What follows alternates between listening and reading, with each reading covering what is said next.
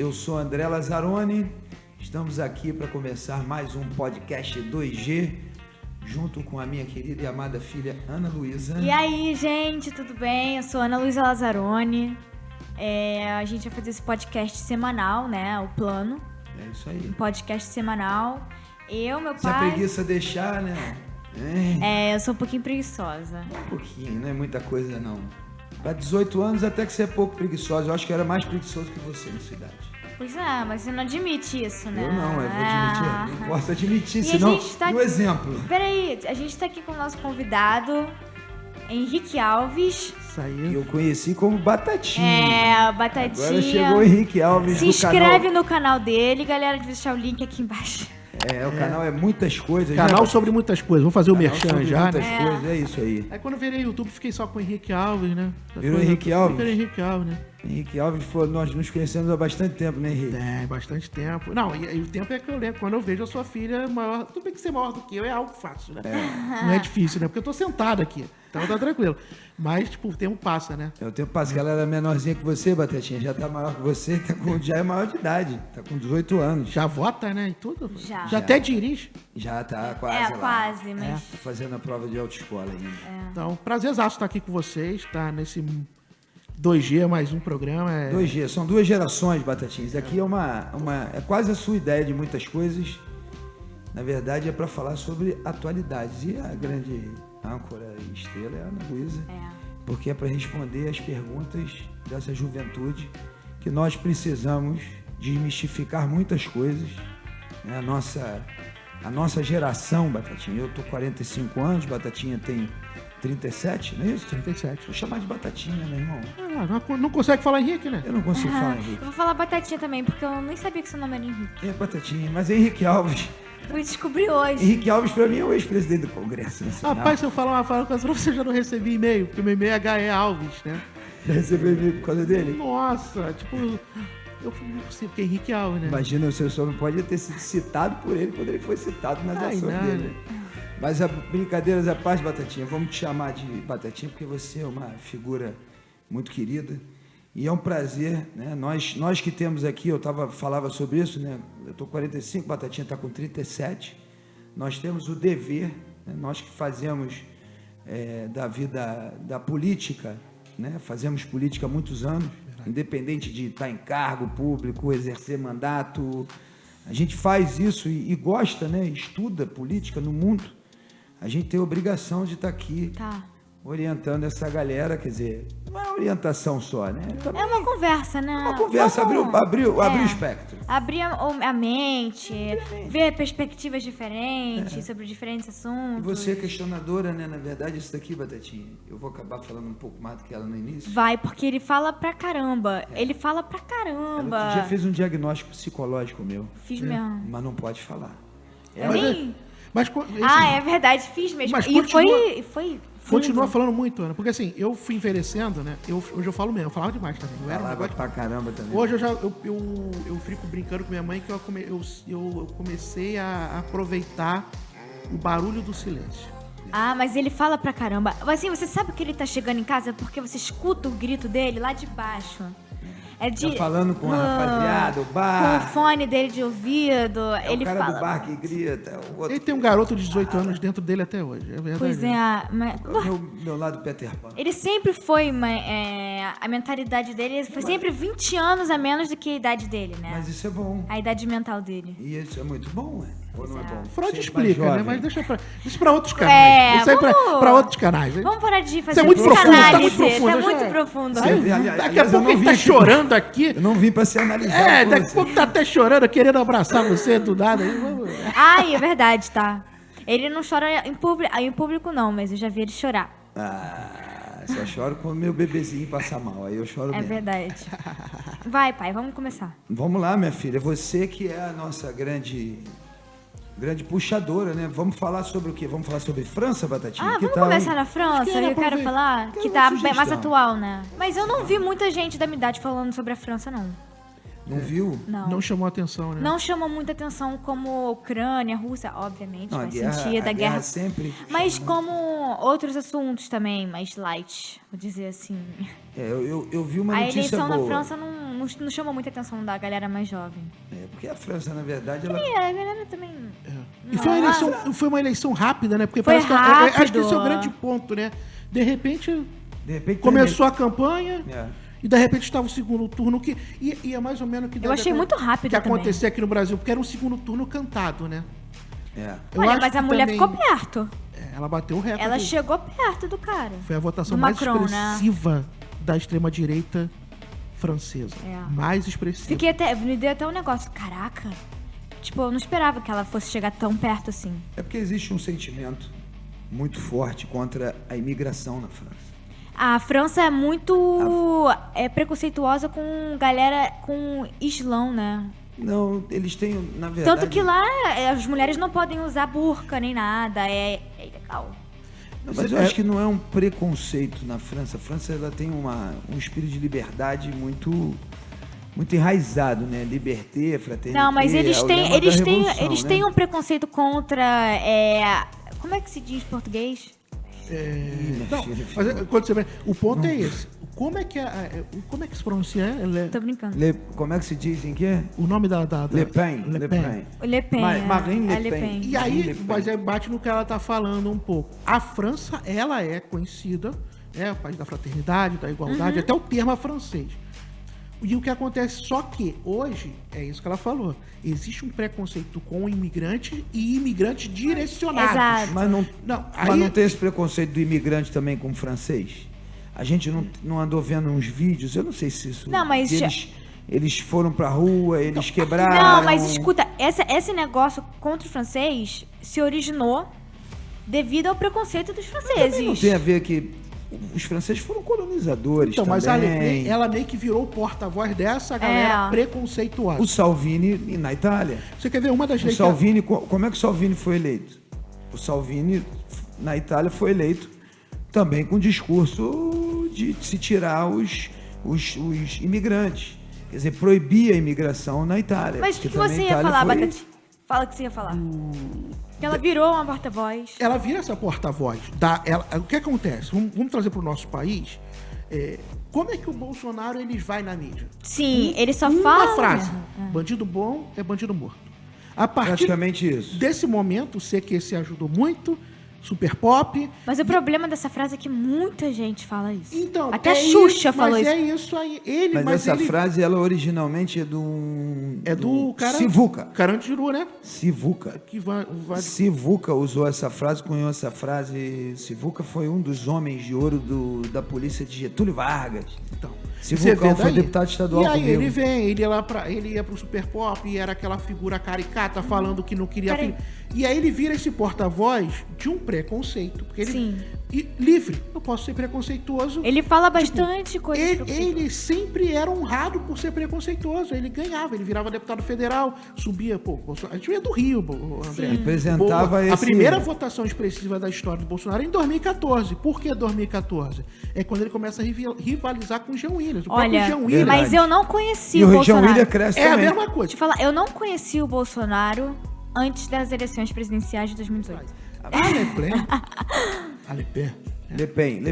Ela vira a porta-voz. Vamos falar o nome dela como é a tradução livre. Le Pen mesmo. Ela vira a porta-voz do preconceito à imigração francesa.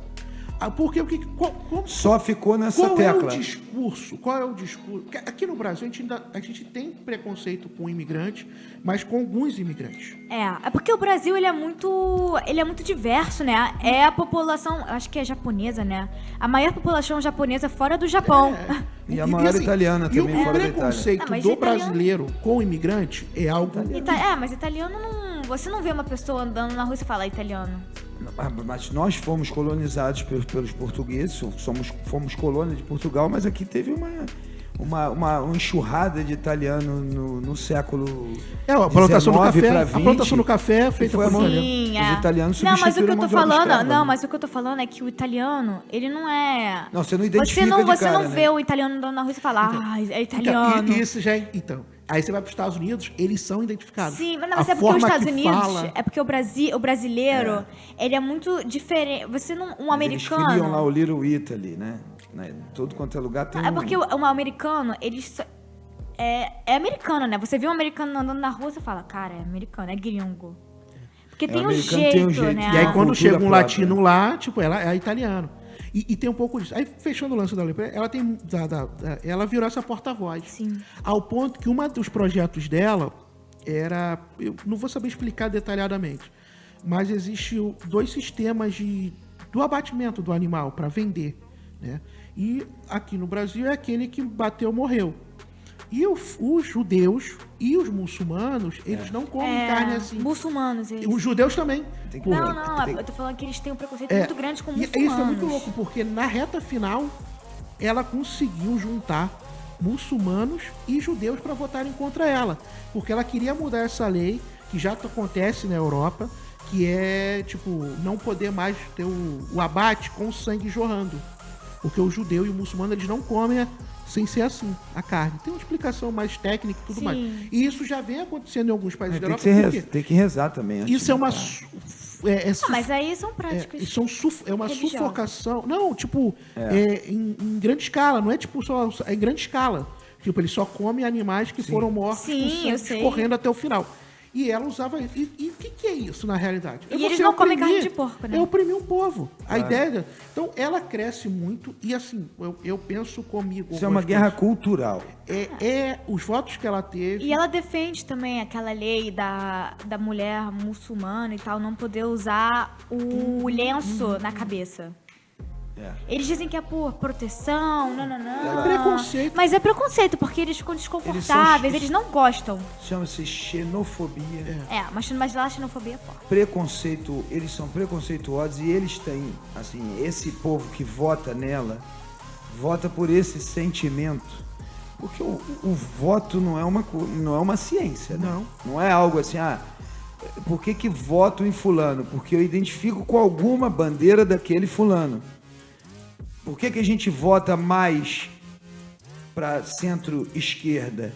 Porque nós, no Brasil, quem defende o trabalhador, quem sempre colocou o povo mais sofrido, pobre, sempre falou para o pobre, sempre pregou a justiça social, sempre foi a centro-esquerda. Mas centro-esquerda não é igual no equilíbrio. no mundo inteiro. Né? Não é a esquerda radical, que a gente conhece alguns partidos aí de esquerda radical que não chegam nem a ter 2%. O que eu falo é a centro-esquerda sempre defendeu essa coisa do... E a centro-direita também Essa coisa, ela falou, defende A essa esquerda justiça escandinava, social. Você falou que a esquerda escandinava é a direita brasileira. Então, é o que eu tô falando. Nitidamente. A não esquerda é escandinava é liberal. Gente, economicamente. a nossa ideologia aqui, a centro-esquerda aqui, é extrema esquerda nos Estados Unidos. A gente eu seria considerada como uma extrema comunista louca por alguns estadunidenses. A verdade é assim, a França, na Europa, nos Estados Unidos, implantou-se um terror ao comunismo. Que é uma ditadura que foi plantada na Rússia e... Sim, mas eles chamam todo mundo de comunista. Durante o século XIX, século XX e século XXI, o comunismo... Então, cunhar uma pessoa de centro-esquerda, de comunista, se você não vota no Bolsonaro, você virou comunista. Sim, é o que eu tô falando. E se você vota no Bolsonaro, você virou fascista. Quer dizer, tem que acabar com essa dualidade entre... Mas é uma forma que eles encontraram para comunicar e dá certo. E vai embora, o povo entra na deles. E é aquela coisa, foi algo que foi muito fomentado, né? Pelo PSDB e PT. O PSDB acabou porque fomentou isso. O PT passa por isso. O que o PT faz com o Brizola no seu final de vida é cruel. É verdade. Tinha do Rio de Janeiro, assim, é de uma crueldade tamanha. O que fizeram com o nunca vou esquecer Brizola, do Brizola na sua última campanha a prefeito, você nem sonhava em nascer. Tipo, a campanha, o garotinho da era PDT.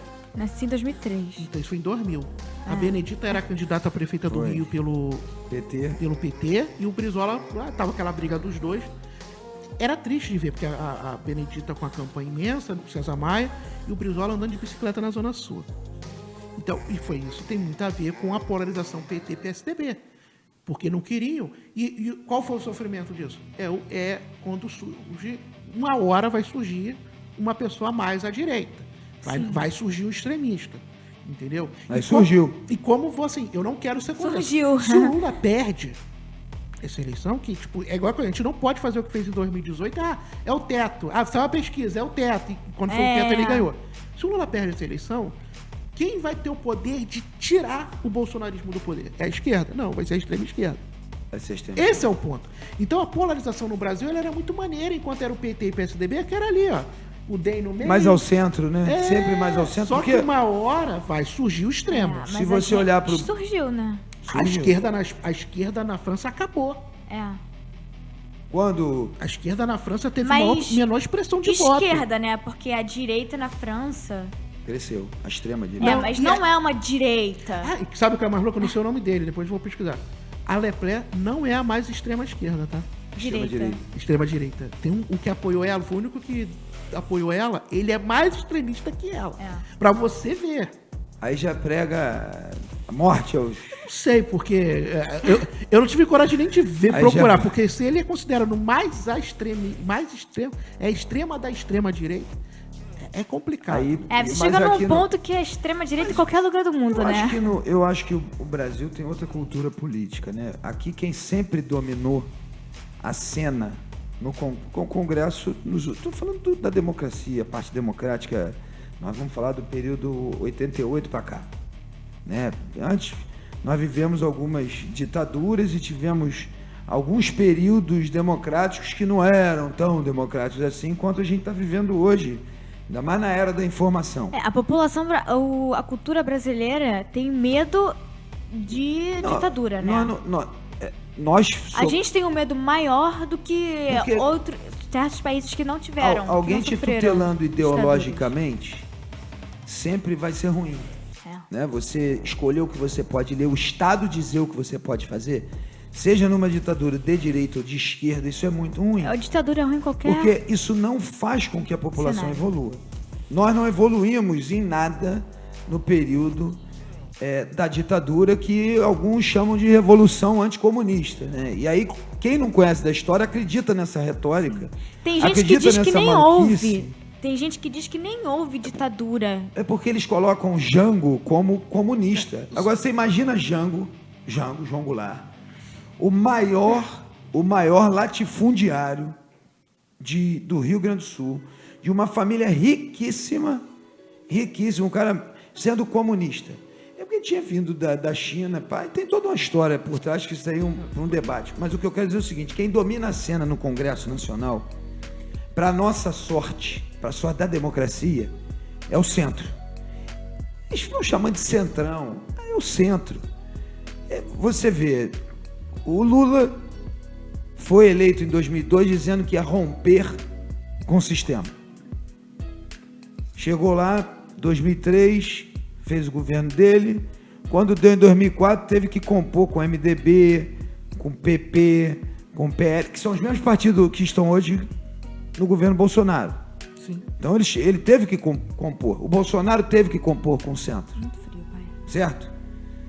Você abaixou? Abaixei um pouquinho, estava calor. Papai sente calor e ela sente frio. Muito. É porque o vento tá em cima de mim, né? Então baixa aí. Então você pega... O Lula não conseguiu romper com esse... Ninguém... Quer dizer, o Bolsonaro foi eleito também nesse sentimento de ruptura. Porque a população muito já desgastada com a política de uma forma geral, porque político promete e não entrega. A política vem de um sonho de que vai resolver, que vai revolucionar o sistema. E só quem não conhece o sistema acha que vai fazer uma grande revolução dentro do sistema. O que você tem que fazer é melhorar o sistema.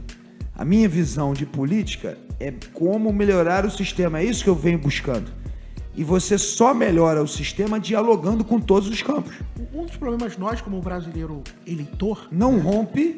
É de sempre querer votar, achar que a gente está votando no salvador da pátria. É o herói. É o ponto. É o herói. O brasileiro, nós brasileiros, temos a mania de buscar heróis. E sabe o que eu acho que isso é... O último herói foi o ex-juiz Sérgio Moro. O último herói brasileiro foi um ex-juiz julgado suspeito. Que chama o Lula de ladrão, mas todo mundo vai dizer, o Lula é ladrão, tudo bem. Eu não tenho essa certeza. Eu não posso afirmar que o Lula é ladrão, ninguém pode. Mas quando chama ele de ladrão é porque ele foi julgado por um juiz suspeito, que hoje foi julgado suspeito. Quer dizer, quando o juiz suspeito julga e condena, tá valendo, mas quando ele é julgado suspeito, não vale. Quer dizer, como é que está hoje o bolsonarismo e o lulismo? Se você é a meu favor, a decisão judicial está valendo. Mas se for contra mim, a decisão foi ruim. Foi uma decisão injusta. Mas sabe o que é isso? É o jeitinho brasileiro. É o torcedor, é tudo futebol. Torcedor. Tipo, se o juiz rouba pro meu time... É o jeitinho brasileiro se misturando com essas decisões de alta escala e tal. Alto escalão, mas é o lance. O juiz roubou, errou. O juiz nem roubou, o juiz errou. O juiz errou. Mas sempre pro meu time? É o jeitinho brasileiro, né? Contanto que eu posso fazer e você tá me beneficiando, tá bom, mas o amiguinho do lado faz e é contra a minha visão, tá errado. O jeitinho brasileiro, né? O olhar do eu percebo muito isso. Nem todo mundo, claro, mas existe no inconsciente essa história do se é para me beneficiar, é bom. Sim. Se beneficia outro grupo que não a mim, é ruim. É o jeitinho brasileiro. Tem um empresário amigo meu que ele diz o seguinte... chamado jeitinho brasileiro. Que durante muito tempo foi encarado como uma coisa boa. Eu aprendi sociologia. Hoje a gente já sabe. Mas por isso que sociologia é uma matéria importante nas escolas, gente. Não pode eliminar, tá? Mas estão querendo eliminar? Você não viu o novo ensino médio? Não. Você não viu isso? Não vi. É porque eles dizem que a sociologia ensina o novo ensino médio brasileiro, agora, eles diminuíram os horários dessas matérias mais de humanas e a pessoa pode escolher que rota ela quer estudar, se ela é mais de humanas ou exatas. Meu Deus. E aí tem gente que eles diminuíram os horários, a carga de horário de sociologia, filosofia, aumentaram de matemática... Tá, assim, essa reforma, os professores estão contra, muitos professores são contra essa reforma no sistema de educação brasileiro, né? Isso daí dá um podcast inteiro, né, sobre o novo sistema, chamando um Graças a Deus eu me formei já. Não peguei esse novo ensino médio. Isso é muito louco. Minha irmã ela é professora de educação infantil, do particular, que é mais complicado ainda, né? Mas isso vale para particular também. E ela, a gente conversando assim, é cansativo, ainda parece que durante todo momento querem sufocar o ensino. É o jeitinho brasileiro. E isso tá piorando, né? o estado do nosso da educação brasileira. A gente chegou num estado que tá preocupante. Você não viu o ataque de pânico que rolou numa escola? Que milhares de alunos chegou a ambulância, vocês não viram isso? Não. Que os alunos foram levados para o hospital. Já aconteceu em 2 escolas diferentes isso. Teve um ataque de pânico geral. Pânico coletivo? Um pânico, a galera tendo crise de ansiedade, sem poder respirar. Teve gente que desmaiou aí. Tem vídeo da... Ia ter uma prova? Não, de tudo. Tem muito a ver com a pandemia, né? Eu acho que isso mexeu muito com a cabeça da garotada. Mas é porque o mundo hoje tá muito diferente de 20, 30 anos atrás. Vou falar, acho que de 10 muito anos rápido, atrás. De 5 anos. Tá muito rápido. 10 anos atrás. Eles têm um estudo, eu não sei, que mostrou... Um estudo que mostrou... Que mostrou que o jovem hoje em dia... foi conduzido nos Estados Unidos, então pode não se relacionar ao Brasil também. Que o jovem, hoje em dia, está sobre um nível de estresse parecido com um adulto de 40 anos nos anos 2000, nos anos de 1990. Eu acho que é o excesso de informação. Com certeza o excesso de fake news e a incerteza do futuro. Quando a gente olha... Hoje a gente vive assim, Bolsonaro e Lula. Eu sei o lado que eu tô, por que eu tô, mas o mesmo lado que eu tô aqui por acreditar em alguma coisa melhor pro meu país, também não comunica sobre o futuro. Quer dizer, mas sabe o que eu acho que tem muito a ver também? Tem que falar sobre futuro, perspectiva. O jovem precisa de perspectiva. Não, mas sabe o que eu acho que tem muito a ver também? De futuro. Com esse avanço da tecnologia e redes sociais, eu acho que o tempo, o nosso tempo de ficar sozinho, de folga durante o dia, não existe mais. Por exemplo, isso piorou durante a pandemia, porque começou a aula online. Você não sai da aula nunca. Acaba o horário de aula, você continua fazendo trabalho, o professor chama você para um Zoom depois do horário. Você não tem mais... E isso se relaciona ao trabalho também, né? Sim. Tem muita gente reclamando que acabou o horário de trabalho, mas continua tendo reunião, chefe manda e-mail, tem que fazer isso, aquilo. Não tem mais horário. E entra um pouco também, né? Trazendo um pouco, eu tenho algumas teorias, né? Porque assim, qual era as minhas frustrações na adolescência? Era tomar um toco. Era me apaixonar a cada 15 dias, porque era assim, né? Então, assim... Paixão... Era não ser escolhido pro primeiro time do futebol, que era, né? Cada um escolhia. Mas isso continua até... Então, mas eram as grandes frustrações. Mas isso era o ápice de uma frustração. Isso é quase nada hoje em dia. Porque a minha teoria é o lance dos stories. Porque a garotada, ela pega o telefone, até eu com meus 37 anos, e vê uma pessoa, um jovem com a mesma idade, fazendo stories, viajando. Então a frustração deles não é só um toco, a frustração é não ser rico, literalmente. Porque o jovem pobre, ser pobre não é maneiro. Tem até aquela brincadeira que fala, eu queria ser pobre um dia, porque todo dia tá difícil. Mas era muito próximo. Hoje não, porque vai ver, você pega, eu converso com minha irmã, e cara, a Virgínia é mais nova que a minha irmã. Ai, a Virgínia. Então, a Virgínia é a Virgínia Zé Felipe, é uma influencer. Influência, né?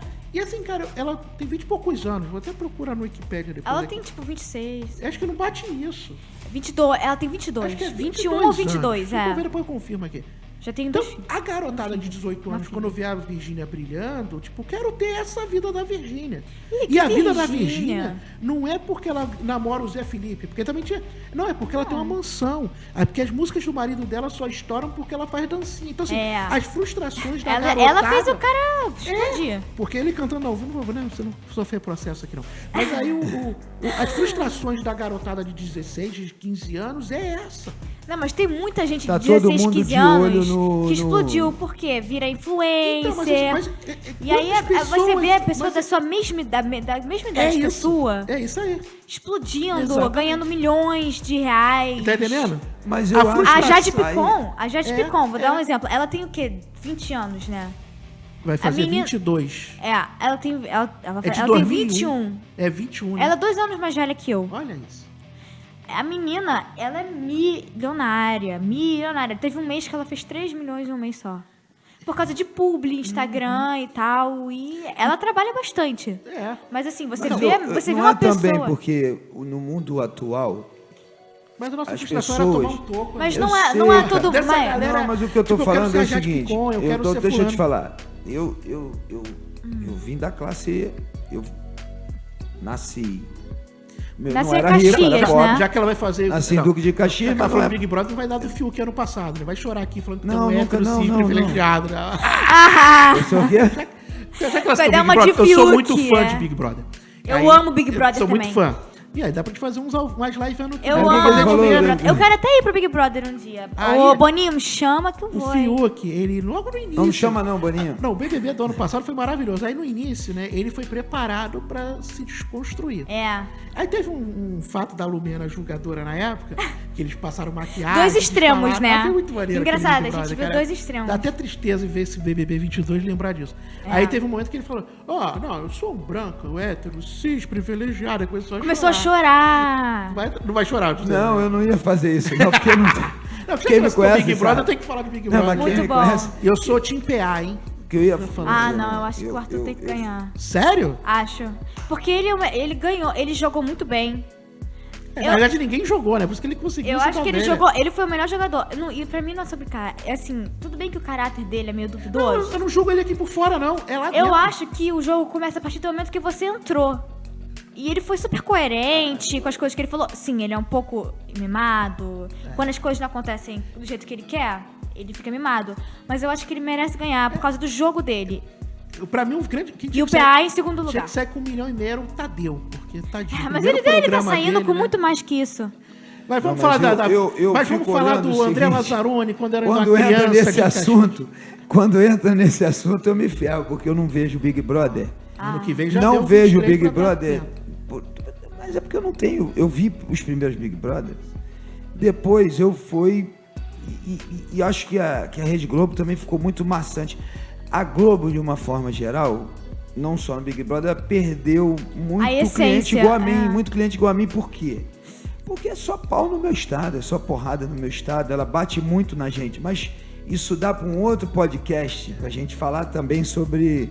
Mas voltando ao que eu queria falar, é que eu não vim da nobreza, mas não nasci de uma família onde originalmente já eram elite financeira. Né? Meu pai trabalhou, minha mãe trabalhou, e a gente... Então a minha vida não era só...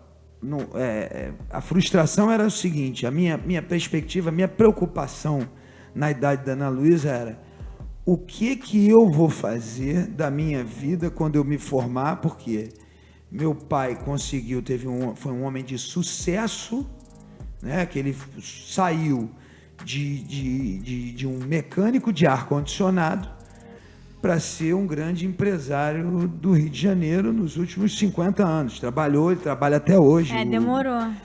Demorou, mas trabalhou muito, né? Eu vi meu pai trabalhar, meu pai saía de casa às 7 da manhã e voltava às 3. Igual você. Parecido. Então, eu quando eu quero chegar assim, o sucesso que a garotada não consegue enxergar foi o que eu consegui enxergar num determinado momento, porque eu vi o seguinte: o que eu quero fazer da minha vida? Eu, com 7 anos de idade, eu já dizia que eu ia ser candidato. Eu queria ser político. Então, o meu caminho foi buscar o quê? A política num lugar que eu sempre acreditei, que foi o primeiro Partido Verde, defendendo a sustentabilidade, defendendo uma sociedade mais justa, porque eu peguei aquilo da minha mãe, Dalva Lazzaroni, do meu pai. Eu tive essas influências, eu convivi dentro do Partido Verde. Então, o que eu estou dizendo é que a ansiedade não pode ser... A gente tem que falar para os jovens que é o seguinte: você, para ter sucesso na sua vida, você tem que estar realizado enquanto ser humano. Eu fui deputado 4 vezes, fui secretário de Estado 3 vezes, e eu posso dizer que eu tive sucesso na minha vida. Dinheiro não. Não foi o dinheiro. Não foi pelo dinheiro que eu fui para a política.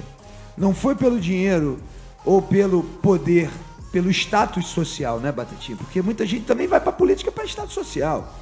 Na política está com muito empresário que não deveria estar na política, que acaba cooptando a liderança, comprando a consciência daquelas lideranças que são lideranças comunitárias que deveriam estar brigando pelo seu bairro.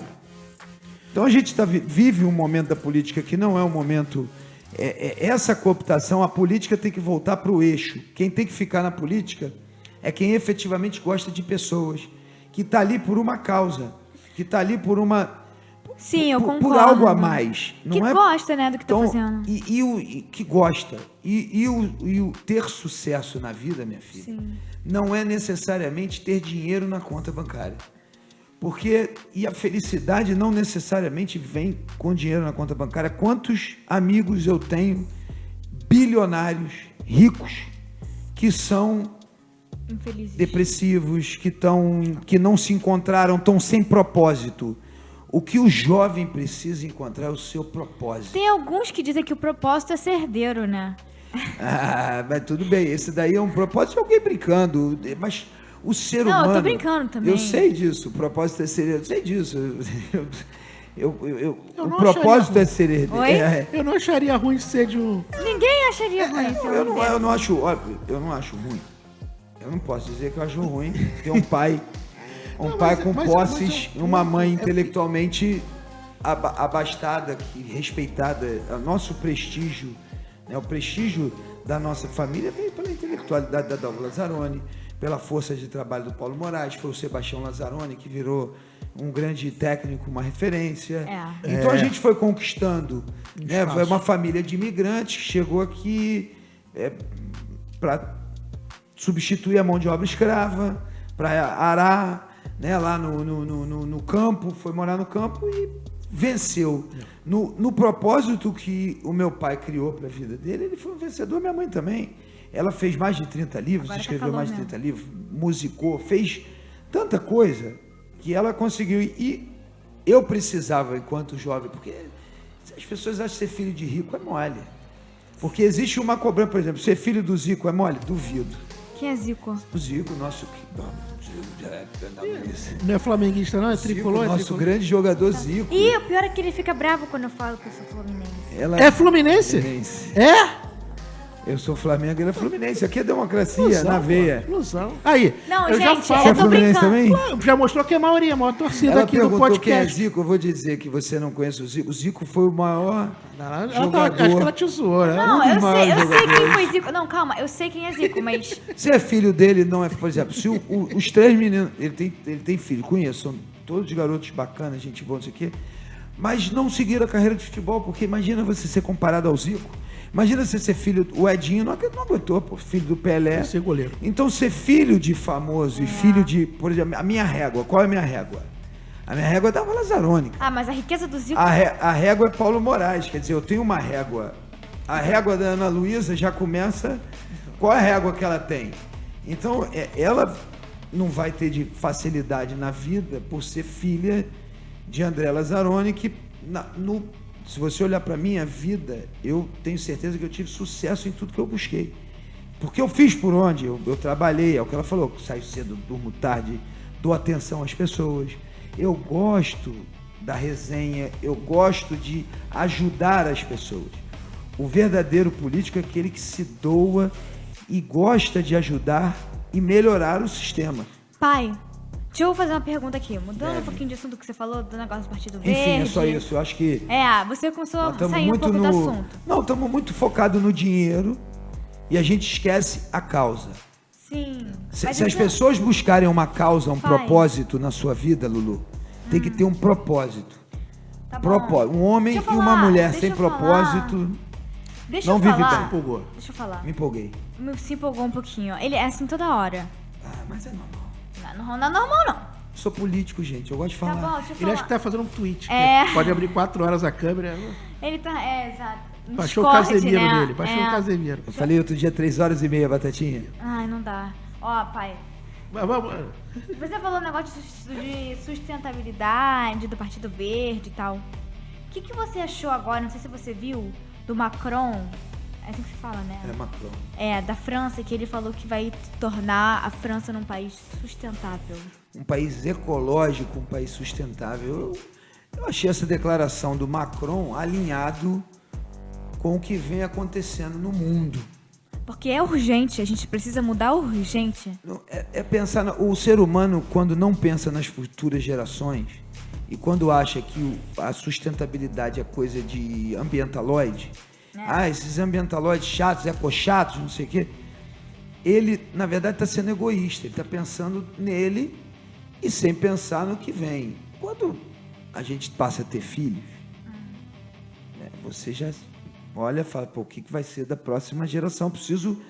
Então, o Macron, ele está antenado no que está acontecendo. Ele tem informações importantes de cientistas demonstrando que o aquecimento global é uma realidade, apesar de alguns amigos, companheiros quererem negar essa realidade e que a gente precisa cuidar, né, ser um país sustentável, ser um país mas isso ecológico. É importante. Não sei se você viu o negócio do cientista da NASA que foi preso. O cientista o cientista ambiental da NASA. Eu não vi, foi preso.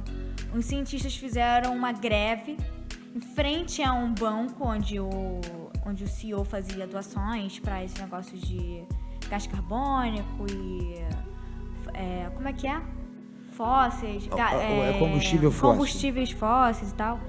E aí, ele chegou lá e falou, tô me arriscando aqui, mas vale a pena porque eu já falei com os líderes da nação, Estados Unidos. A gente já deu um plano ecológico, um plano ambiental de como seguir, de como melhorar a nossa situação, mas a gente chegou numa situação crítica que se continuar assim, a gente vai chegar a um ponto sem volta e é o fim do mundo.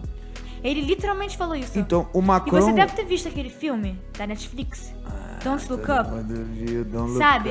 Olhe pra cima. Não olhe para cima. Não olhe pra cima. E é sobre isso, né? Os cientistas começam falando. Ele foi preso.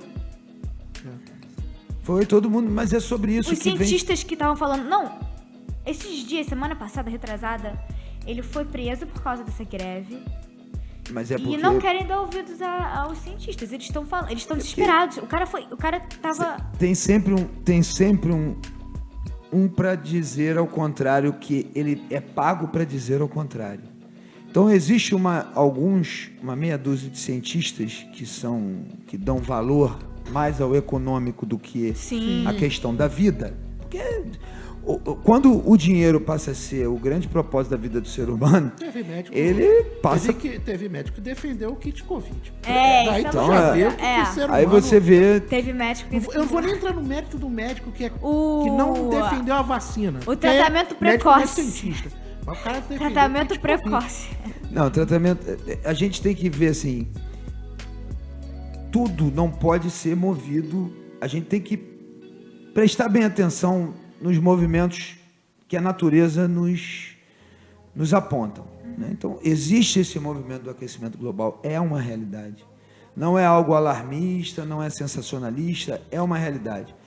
A Alemanha, que é um dos países mais industriais do mundo, 40% do eleitorado foi para o Partido Verde.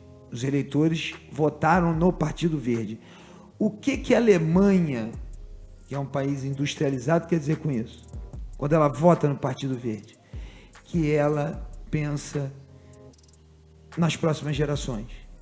Existe uma preocupação dos alemães. E o Macron, quando lança isso, ele se alinha a quem? A Alemanha. A Alemanha, claro. A Europa sai fortalecida com a eleição do Macron, porque me parece que a Le Pen também defendia soberania, aquela coisa... Bem, sair da União Europeia, eles iam começar nessa campanha ela mudou, ela disse que não ia sair, mas queria mudanças. Queria mudanças e tal, porque quem defende, isso é nacionalista, né? E até porque eles viram a cagada que o Reino Unido fez, né?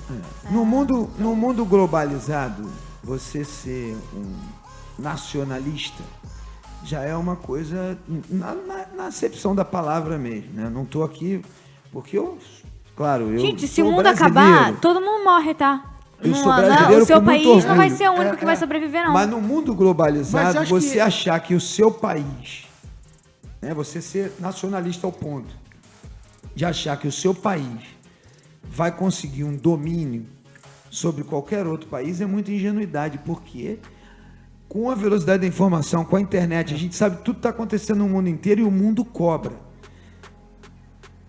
O Macron fala para o mundo que ele vai transformar num país mais sustentável. Ele aponta um caminho. E esse é o caminho que nós acreditamos para o Brasil.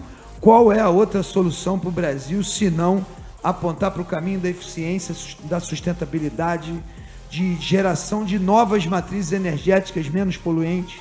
E André, você que está no... Quanto tempo? 40 minutos. André, você passa que tá rápido, no PV, viu, gente? Você que está no PV, acho que é até legal de falar um pouco disso, né?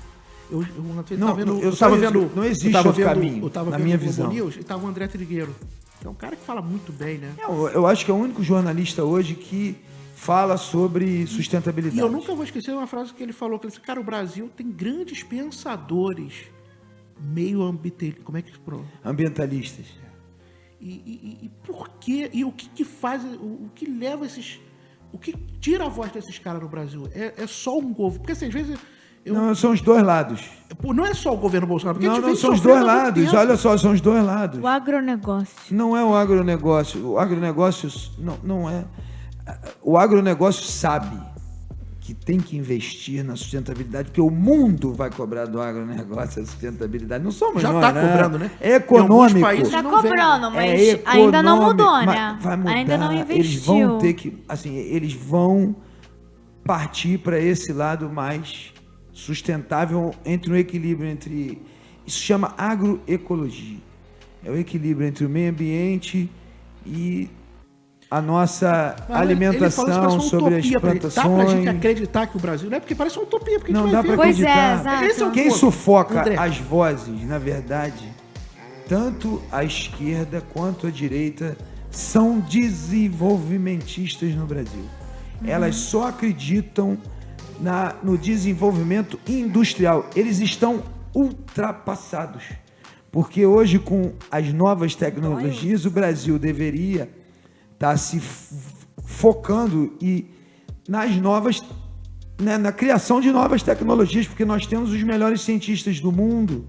Nós temos condições de revolucionar na ciência, na tecnologia, no serviço, né? O Brasil é um país que deveria estar se notabilizando, gerando mão de obra verde, mão de obra sustentável. Porque assim, a gente tem investir em geração de energia solar, com tanto sol o ano inteiro, gente, no Nordeste, no Sudeste, eólica, com tanto vento nessa região dos lagos, aqui quando no a Nordeste. Dilminha falou de estocar vento, fizeram meme, né? Fizeram meme. É verdade, estocar vento, hein? É verdade, gente.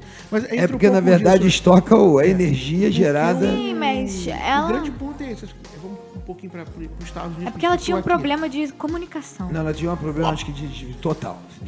Vou falar. Ela tinha vários problemas. Tinha vários. E tinha um grande problema. E continua tendo. Mas eu tô falando que o problema de comunicação... mulher falando em nome de uma nação. E eu não vou entrar nesse mérito da... É uma mulher... são vários. Porque e ela... falar por besteira, o cara falou...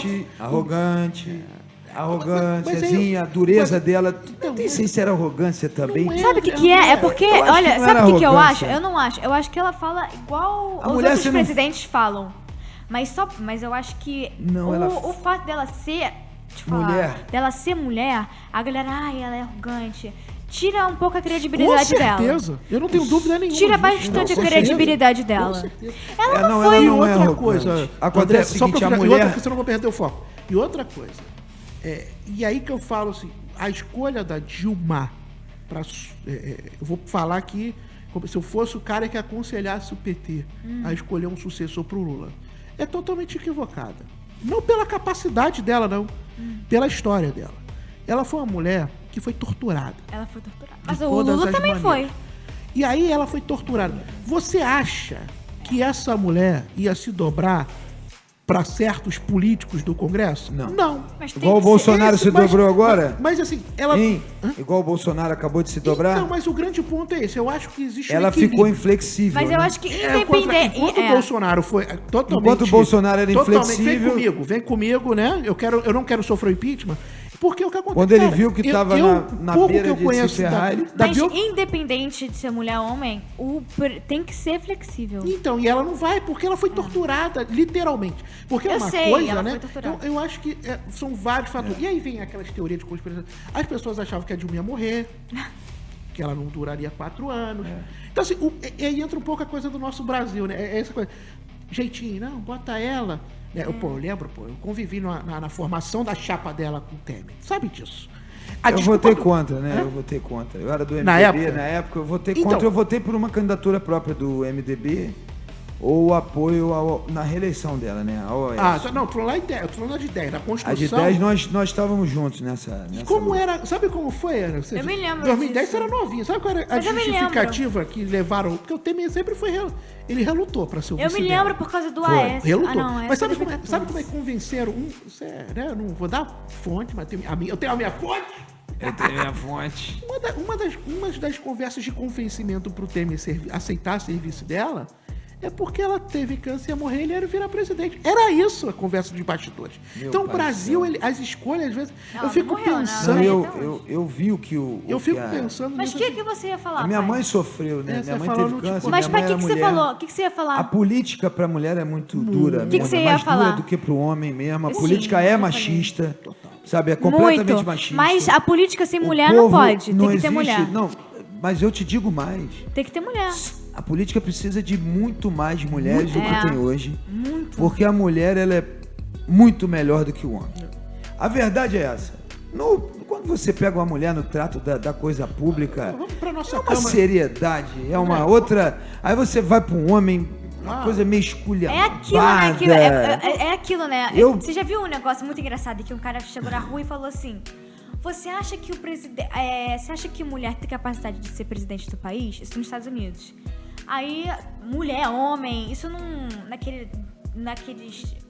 nas passeatas de extrema-direita, de Trump e tal.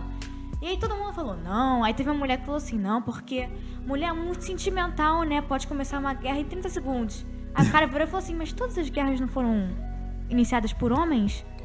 Aí a mulher ficou assim,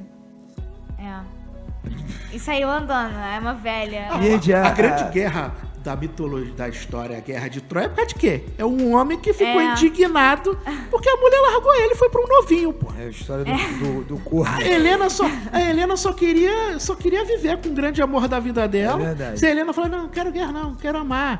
O Bailau entra muito disso. Então, Mas você ia falar alguma coisa, pai, antes? Não, essa história da Dilma, né? Eu falei que ela tira a credibilidade da mulher. Ela não é arrogante, né? Assim, ela passava um jeitão mais duro, porque a mulher, quando vai pra política, quando ela tá na política, assim, ela fica mais... Porque é um negócio muito machista, né? Pai, imagina você lidar com um bando de homem. Não, pelo amor de Deus, eu sei, eu vivo... na estrutura de poder. E na estrutura de poder, nós homens somos machistas. E você, verdadeiramente igual machistas. Aqui, né? Às vezes você não é do Rio, sabe? Quem não é do Rio tá vendo Eu procuro ser menos machista. Por isso machista. que você teve 3 filhas. Eu tenho 3 filhas, eu não posso ser machista. Eu procuro não ser machista, mas às vezes o meu eu macho é maior do que o meu eu sou fruto... Essa porção, a gente tem que trabalhar pra desconstruir essa mentalidade. Essa mentalidade é que tem que ser masculinidade tóxica. Masculinidade tóxica. Vocês também arrumam... Mas é tóxica. Mas isso... Pra tudo. Mas masculinidade mas eu sei tóxica... que é tóxica. Faz mal, inclusive, pra quem é. Então, masculinidade tóxica afeta não só as mulheres, como os homens também. Muitos homens. Não, mas eu falo... O André tem um pouco... Vai concordar com o que eu disse. Eu sou de uma estrutura matriarcal, né? Porque a dona da casa sempre foi minha mãe. Uma mulher analfabeta que não sabe assinar o nome dela, mas que lutou pra dar o eu só vivi com mulher. Então, a minha estrutura é matriarcal. O patriarcado não é algo do meu convívio. Eu sempre questionei muito isso. Por exemplo, falando da igreja evangélica, né? Algumas já têm um título de pastora. Tem igrejas que, em vez de chamar a mulher de pastora, chama de missionária. Eu já vi isso. Só que ela tem a função pastoral, pô. Por que ela não pode ter... Eu sempre questionei isso. E você mesmo, o Dr. Paulo Moraes, sendo arena, você é de um... A referência é a Dona Dalva. Ele só vive com mulher. Não, e a referência é a Dona Dalva, mulher, assim, né? Porque assim, então ele vive só com mulher. Eu tenho uma visão eu vivo muito mais no matriarcal. Então você vai, cara... Se eu fosse machista, eu não poderia ser filho de quem eu sou, Dalva Lazzaroni. Lá em casa, quem mandava ela era ela. Sim, a estrutura matriarcal. Pai. E é muito melhor, né? Muito melhor. É uma estrutura muito melhor. Meu pai, um camarada com uma personalidade forte também, trabalhador, mas no comando, tanto é que com a morte dela houve uma desestruturação muito grande da nossa família. Desestabilidade, né? Desestabilizou bastante todos nós, a minha irmã, a mim, meu irmão, a gente sente falta dela até hoje, minhas filhas. Ela era a grande mãe, a grande avó, a grande personagem. E ela era, eu vou usar ela era. Meu coração, ela continua sendo muito. Uma divindade. Eu lembro quando às vezes a gente estava junto lá na Leste, e ela chegava na tua uma sala. autoridade moral. Cara, assim, era algo, tipo, e eu gosto muito de história, né? E historicamente, pra mim, eu acho que eu vi a Dona Dalva 3 ou 4 vezes, mas foram momentos pra mim muito... Eu nunca falei isso pra você, muito legais, porque eu gosto muito de história. A história dela é uma coisa fascinante. Né? E assim, eu moro em Irajá, no Vila da Penha ali, então Caxias sempre foi muito próximo de mim. Então, se uma mulher vereadora em Caxias... Na década de 80, mas né, o negócio é que a política... 80 para 90, né? Não é política, qualquer época, não, né? É isso, né? A política, mas até hoje, a política é um pouco perigosa pra mulher. É muito. É perigosa pra mulher. A sociedade é perigosa pra mulher. Sim, mas quando você entra na política... Eu vou te dizer o seguinte, pai de menina, a nossa preocupação sempre é olhar para nossas filhas e ver uma sociedade ainda machista nesse nível. E você que é pai de menina, você tem que se conscientizar que você tem que lutar por uma sociedade menos machista. Sim. Aliás, por uma sociedade não machista, não é menos, é não machista. Não machista. Uma sociedade que não seja nem machista nem feminista. Não, calma. Pai. Uma sociedade... O ideal era isso, né? Nem machista, nem feminista. Onde todo mundo fosse efetivamente igual. Mas você está usando o feminismo. Mas você está usando o feminismo numa conotação errada. Não, calma. Hoje em dia, o feminismo trabalha para combater o machismo e outras pautas. Eu sei, meu amor. Não tô falando disso. Eu tô falando que esse é o sonho de uma sociedade. Eu não tô falando a luta por uma sociedade não machista. É o sonho da sociedade igualitária. Não, então, o sonho da sociedade era não precisar do feminismo. O sonho é isso que mas eu tô falando. A gente, infelizmente, precisa do uma sociedade onde o machismo é importante. O que eu tô falando, que o pai de menina, você tem que buscar uma sociedade não machista. Porque se não existir machismo, não terá feminismo, terá uma sociedade igualitária. Uma sociedade, porque as mulheres que estão à frente dessa luta do empoderamento feminino, essas são mulheres que, assim, eu tenho orgulho de ser filho de uma delas. Sim. Eu tenho muito orgulho. E ser pai de uma delas também, de 3 delas. Agora. Né? E o pai... De 3 delas, porque eu tenho 3 feministas em casa. Então, mas eu acho que Batatinha. O grande ponto é... Aliás, 4, né? Porque minha esposa também é filha de uma grande feminista, minha sogra, Glória Márcia Persinotto, foi promotora, procuradora, uma grande advogada, e ela tá no livro, inclusive, que vai ser lançado agora, falando sobre feminismo. Então, eu, por exemplo, eu não sou, mas não tenho pretensão e não posso ser, porque senão eu em casa esquece, eu apanharia, não teria... Não, o grande ponto é isso, né? E não teria diálogo, pô. Não pode ter diálogo. O machista, ele não quer diálogo. Ele se empodera a mulher o tempo inteiro. E o mais forte que falar, eu criei filha. E o pai, mãe de menino, que tem que ensinar o filho a não ser machista. É isso que eu ia falar. A mãe de menino tem que... Eu lembro que uma vez... Mãe e pai. Eu tava num grupo de amigos do YouTube conversando, né? Trocando ideia, né? Aí eu lembro que eu falei, teve um amigo meu que tem uma mente mais avançada que a minha, falou que você é machista. Acho que uns 10 minutos. Aí falou que eu fui machista. Por que você falou? Eu não lembro, eu me esqueci. Coisa, piada de masculina, coisa boba. Foi machista. Aí eu falei, eu não sou machista. Eu questionei, eu não sou machista. Só que hoje eu sei que eu sou machista. Porque eu sou criado numa estrutura machista. O que eu posso fazer? É tentar não Até as mulheres são. Então, assim, qual o grande ponto é que a gente não tem que entender? Nós somos preconceituosos. O ser humano então, é da natureza do ser humano ter preconceitos. É o quê? Eu vou... Viu o quê? Eu tenho que me desconstruir. Mas eu tenho um amigo meu... É desconstruir. Olha como é que é o preconceito. Às vezes, quando vem um pensamento machista, quando tiver uma material, tal coisa aconteceu com a mulher. Aí, mas também estava a tal hora ali. Na hora eu tenho que me autocorrigir. Peraí. Não, cara. Não é isso. O cara que não deveria ter feito. O errado não tá isso. Então, assim, eu acho que a grande lance qualquer comentário desse que eu fizesse nesse pensamento, minha mãe... Eu apanhava. Não tinha a menor chance de... E é o grande lance. Apanhava então ela sempre... Mas foi que ela falou, não, minha mãe pegava um chinelinho de vez em quando, batia no bumbum de Dedé. Mas o que você falou, tipo, mamãe não era mole, não. A estrutura machista, né? O racismo estrutural, o machismo estrutural. A gente tem um... Mas isso tudo parece, na verdade, coisa de ideologia, de esquerda. Não é nada disso, né? Isso tem que existir. Porque uma das formas dessa direita brasileira falar para a população, de uma forma geral, principalmente os conservadores, confundem a cabeça do conservador, porque ser conservador não é ser machista. Ser conservador não é ser homofóbico. Não é ser homofóbico. Ser conservador é completamente diferente do que está colocado hoje. Mas você se diria ser conservador? Eu diria que eu sou... Eu hoje, aos 45 anos de idade, continuo sendo a favor do progresso, continuo sendo progressista completamente. Eu não sou conservador, não posso ser considerado conservador. Quem defende as teses liberais que eu defendo no privado e no público não pode ser conservador. Eu não sou conservador, mas eu conservo a minha família. Eu dou valor à minha família. Não, e ser liberal não é ser libertino. Não. Ser liberal não é vale tudo, né? O cara fala assim, o cara é liberal. Não, ser liberal não é mas eu quero grande... viver mas tudo tem limite. Tudo tem limite. Tudo tem que ter regra. Eu sou liberal, mas dentro de uma regra. Tem que ter de regra. uma lógica. Mas... Você ser o problema é isso. E ser conservador não é ser preconceituoso. Vou dar um exemplo. É sempre pra pauta identitária. Sexo. Mas é porque hoje em dia virou isso, né? O que é você ser conservador na essência? É ser um conceito de conservar as coisas. O que acontece? Pô, ele vai pegando essas pautas. Eu sou conservador. Quer ver? Eu lembro que estava conversando com um amigo meu. Conhecido meu. Ele é extremamente preconceituoso. Todo tipo de preconceito que você imaginar, o cara tem.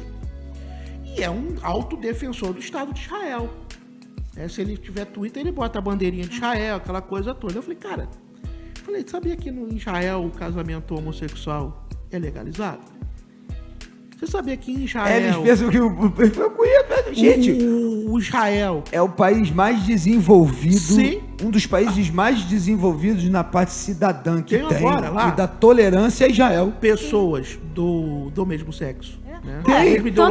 Mesmo gênero, pode adotar. Mulher. Eles estão com uma lei lá que eu acho sensacional, que é que eu quero fazer. Que é homem poder adotar, só homem. Tipo, solteiro. Solteiro. Porque lá a mulher já pode, a mulher solteira e o homem solteiro. E aí eu falo, quero saber, isso é Israel. É Israel. Isso é Israel. Israel, a mulher também é obrigada a se listar. E ele é conservador. Não, e aí quando aí vem a palavra, aí que vem um lance da pessoa que não quer evoluir como ser humano. Sim. Mas por isso que tá do jeito que tá. Tá entendendo? Mas do jeito que tá como? Muito mais evoluído do que o Brasil? Então, mas aí estão perdendo a essência, sabe? Estão perdendo a essência. Não tá perdendo a essência nenhuma. Eu lembro, André, contigo, né? Eu tava tendo... Eu tinha uma ideia sobre a legalização do aborto, certo? Tinha uma ideia... Dogmas. E, tu não vai lembrar essa coisa. Eu lembro a conversa que eu tive contigo mudou a minha visão. Tipo assim, eu sempre uso o termo assim, cara, você é a favor do aborto? Primeiro que eu não posso falar se a sua avó foi ou contra, porque eu não sou mulher, pô. Como é que eu vou debater uma pauta que não tem nada? Eu não gero uma criança, velho. Esse é o grande... E aí entra no que precisa de mulher na política. Precisa. Porque quem debate a pauta sobre o aborto no Congresso, que aí é outra coisa, né? Que um dia a gente vai fazer vou estar aqui para trocar uma ideia sobre isso, para entender um pouco o que faz um deputado, um vereador. Vereador, você que está ouvindo, jovem, você for um vereador que vem falar para você que quer ganhar a eleição, porque ele vai liberar ou vai proibir, ele é mentiroso, porque isso não é pauta municipal, isso é uma pauta do Congresso Nacional. Mas é o grande ponto. Então, enquanto o Congresso Nacional debater uma pauta que é o aborto, que é uma pauta aqui, diz respeito, primeiramente, à saúde pública. Eu concordo com você, Batatinha. É um negócio sobre... É saúde pública, cara. E quem me ensinou, sabe quem é isso? Esse cara aqui. Então, assim, são uma coisas... pauta que não aí eu vou evoluindo. Eu peguei uma conversa... São homens decidindo... Eu peguei uma conversa que eu tive contigo, acho que de quase uma hora, os dois gostando de falar. Eu vou me aprofundar mas disso. as conversas com ele vão, pô. E aí eu entro no ponto. Aí eu tava conversando isso com a minha irmã. Eu falei, cara, eu não posso falar que eu sou contra ou a favor do aborto. Eu não sou mulher, cara. Sim. É uma pauta muito mais feminina. São homens decidindo o que a mulher vai fazer com o corpo dela. São brancos, nós homens brancos decidindo se o negro, como é que a cota do negro. E o pior é que a maioria do... Como é que eu vi... Ah, não, sim. Cara, você é negro. Você é um garoto favelado que não teve oportunidade de ir para uma escola, que você ia para a escola para comer. A cota é errado. Por que errado? Por isso que você não faz ideia o que é ser negro, pobre. Esse é o seu lado humanista. Nós somos humanistas. Né? Nós somos humanistas e esse que é o grande lance. E a gente está chegando aqui no final do nosso podcast. Já chegamos no final, Batatinha. Tem que criar um canal na Twitch pra tirar um dia pra gente ficar umas 4 horas, entrar e sair convidado. E o pior é que fica 4 horas e aí entra gente pra cacete. A nossa pauta e outra coisa, sobre... tem que fazer umas canecas com esse logo lindo pra ter água pra gente. É verdade, tem que fazer é verdade, Batatinha, ficamos sem água aqui. Não, porque não tem a caneca ainda. Vamos fazer a caneca. Tem que fazer uma canequinha. Nós vamos lançar a nossa ideia, Batatinha, que a gente vai estar entrando toda semana para discutir temas atuais. Próximo tópico é a legalização da maconha. Olha aí, vamos falar sobre... Não, vamos entrar falando sobre aborto, trazer pessoas que defendem eu acho a gente melhor... A nossa ideia... Não, tem tema polêmico também, por que não? Não, claro, eu adoro falar sobre mas tema deixa polêmico. As pessoas que são a favor ou contra, eu tenho a minha visão. Batatinha tem a dele, você tem a sua. Você falou, eu sou alérgico a analgésico, eu não posso tomar remédio que combate a dor. Se legalizasse para fins medicinais, para mim seria excelente, né? Porque tem ciência por trás. Mas a gente vive num país conservador. O Brasil é um país conservador. Mas porque isso gera voto. Isso gera voto. Eles aterrorizam o povo. Dos dois lados. Pros dois lados. Gente, mas olha só, a gente tem mania de copiar os Estados Unidos, né? Não é copiar, meu amor. Isso é política. Isso é uma cópia mal acabada de lá de trás. Que isso tudo que hoje a ciência política aplica vem lá de trás, vem coisa de... Tem livros muito antes de eleições americanas falando disso lá. Montesquieu criou a nossa grande teoria da Revolução Francesa. O nosso sistema vem de lá de trás. Aí você pega o Maquiavel, né, que é um livro que está lá... Maravilhoso, Maquiavel já leu, claro. Filosofia. Maquiavel é um livro que está lá... Contra o absolutismo. Contra o absolutismo, claro. O termo maquiavélico é usado erradamente. Erradamente. Príncipe de Maquiavel... Nem era para um príncipe, né? É um combate ao absolutismo. Ele falando sobre teocracia, muitas coisas maravilhosas. Então tem uma ideia de que a gente copia, não. Isso vem lá de trás. O próprio... A gente vai falar da Alemanha, a eleição de Hitler. Mas entra ele vem muito do marketing, né? Ali já começou a usar muito marketing. Sim. A gente estava em off aqui falando de Getúlio, né? É verdade. Ali teve muito... Esse é o grande ponto. Não vou entrar no termo de Getúlio ditador, porque isso é um assunto para outro programa. Isso é marketing político. Mas de ter um presidente estadista de verdade. Aterroriza o povo. Uma legalidade... Tipo, o Uruguai é menor. Mas quando chegou... Me esqueço o nome dele. Mujica. Pepe Mujica. Por que mudou? Hoje lá tem legalização. E o pior é que... Mas porque era um estadista, cara. Ele pega... O que é ser um estadista? É um ditador? Não. Um estadista é assim, pegar o problema pra ele. É isso. E não impor as ideias dele. Eu pego o problema e vou resolver o problema. Vou sentar com o Senado, vou sentar com a Câmara e vou mostrar, cara, vocês vão apanhar, eu posso nem ganhar minha reeleição.